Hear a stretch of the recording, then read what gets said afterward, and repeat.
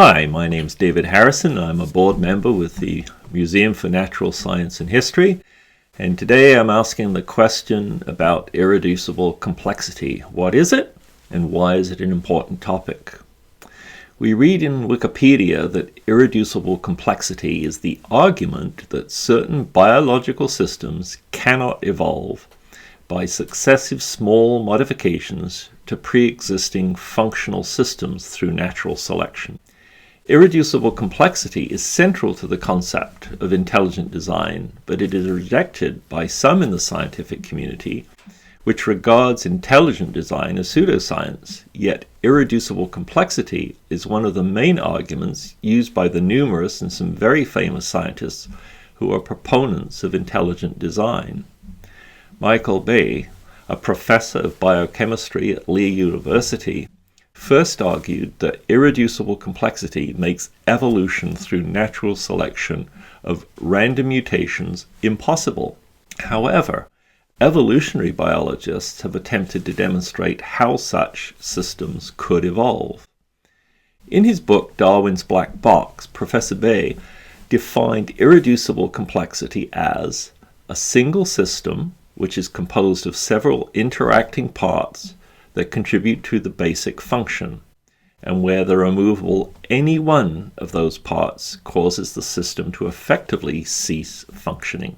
Evolutionists have long taken issue with the idea of irreducible complexity.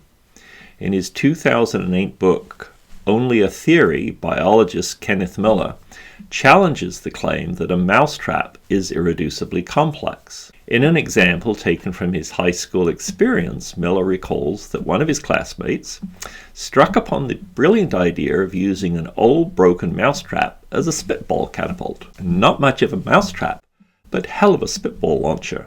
Use the spitball launcher as a tie clip. Remove the spring from the spitball launcher and tie clip to create a two-part keychain, that is, just the base and the hammer.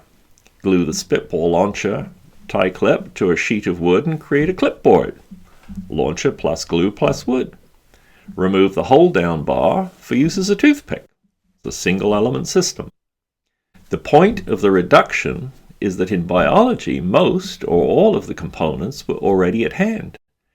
By the time it became necessary to build a mousetrap, as such, it required far fewer steps to develop a mousetrap than to design all the components from scratch.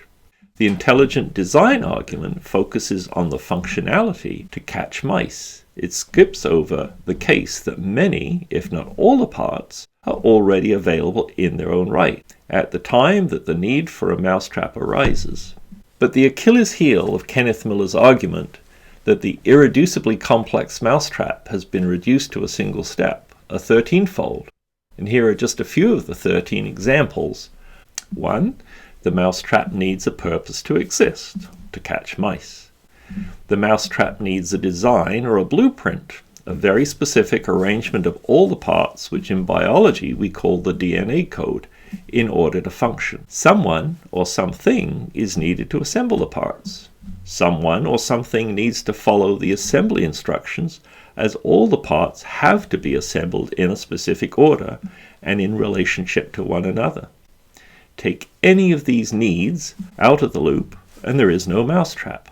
For Miller to argue that the individual components, especially in nature, can be utilized for other purposes, or other gadgets can be assembled from each part, should simply be considered a red herring, an unproven, and one must remember that in the biological world, even the simplest forms of life are exceedingly more complicated than an 8-part mousetrap. So what do you think? Do you see any of the thousands of examples of irreducible complexity in nature? Or do you believe that each one can, or even should be, explained away by an unprovable theory? The other, perhaps even more important question to ask yourself is, why do I believe what I believe? And finding the answer to this all-important question is specifically why the Museum of Natural Science and History, to be known as Nature's World of Wonder, is being created. How can you get involved?